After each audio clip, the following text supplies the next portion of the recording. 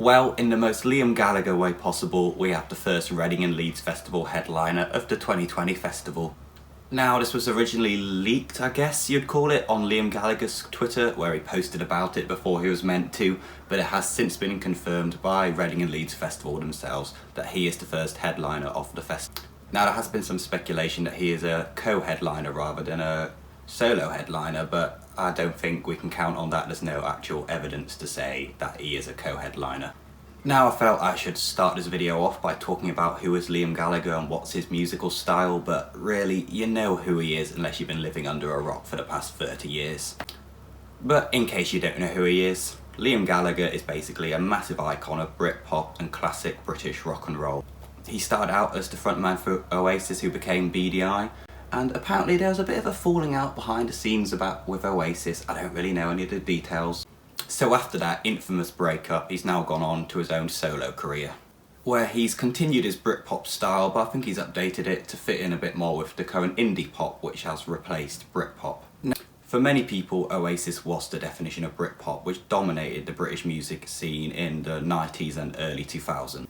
But Liam Gallagher has continued to remain active and remain pretty successful, meaning he's still relevant today despite his peak being, I guess, 20 years ago. He has an iconic stadium-filling classic British rock and roll and Britpop style, with plenty of classic sing-along anthems.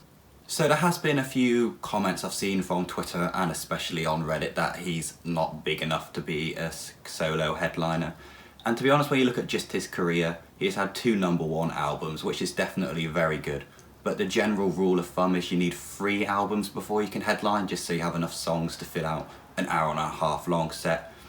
But you can't ignore the Oasis part of his career, which Oasis were fucking massive back in their day, defining English music, and he's going to be playing plenty of their songs, which definitely means he can justify having a long set with plenty of great songs to fill it out. And to be honest, I think a lot of people will be mostly going for just the Oasis stuff, because while his solo career has been good, he's never quite been on the same level and star power that Oasis had back in their peak days.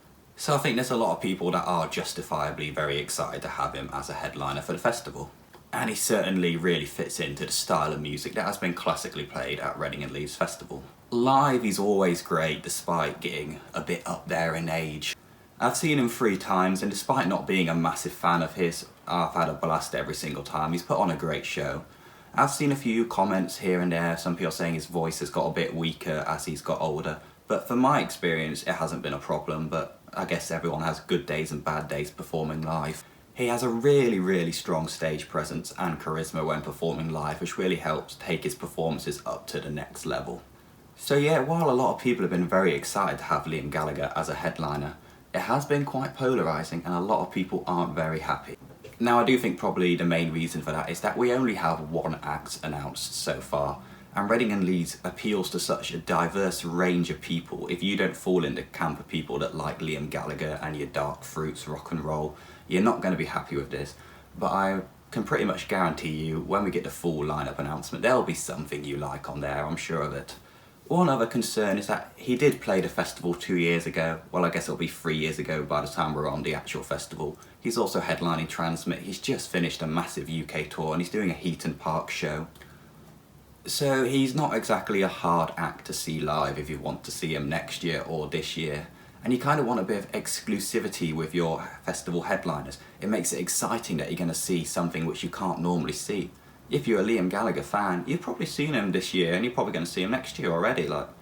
So there's no real reason to be excited to go to Reading and Leeds Festival to see him. So yeah, overall, I feel while he wouldn't have been my personal choice of a headliner, I'm fairly happy with him and I think you can justify him being there fairly easily. But what are your thoughts and opinions on Liam Gallagher headlining the festival? Is it good? Is it bad? Maybe you just don't care. Let me know in the comments and what you think of it, because I'm quite curious to see, since this is such a diverse headliner it seems to be. But to be honest, these days, which headliner isn't very polarising? I'm sure we're going to be getting a big batch of artists being announced for Reading and Leeds within the next couple of weeks, since they already had all the graphics ready to go for Liam Gallagher being announced. They already had the articles written on their websites that they could just stick on straight away. So if you're interested in seeing that, I'm sure we'll have a video as soon as those are up, plus plenty more about the festival. So you may want to consider subscribing just for that. As always, like, comment, subscribe, the usual YouTube shit, and I'll see you in the next video.